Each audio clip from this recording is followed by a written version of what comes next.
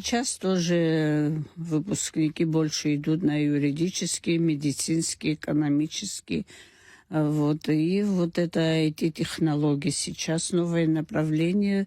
Вот даже у нас в ВАГУ, да, физмат на педагогическую специальность не идут, а идут на именно прикладную математику, потому что, закончив его, они могут, скажем, в мобайле, в Аквафон, где В хорошо, IT-сфере. да, где Мгм. хорошо платят, они могут туда пойти, но только не в школу.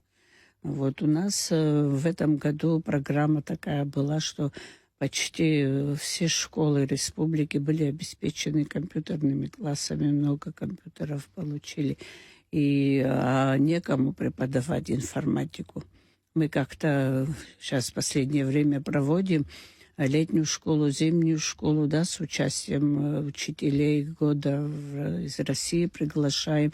И у нас было выбрано направление, вот учителей информатики мы должны были собрать. И потом так получилось, что преподаватель не мы должны были их кому-нибудь примкнуть к физикам или к математикам. Я когда начала узнавать, что они еще преподают, математику или физику, и выяснил, что кто-то учитель начальных классов, кто-то учитель английского языка. То есть тот, кто немножко владеет, да, вот компьютером. Компьютерной грамотности. Да, вот они, компьютер, знание компьютера, это не есть информатика. То есть нет учителей информатики. Вот сколько бы мы компьютерных классов не создали, да, если не будет преподавателя информатики, то это грош цена.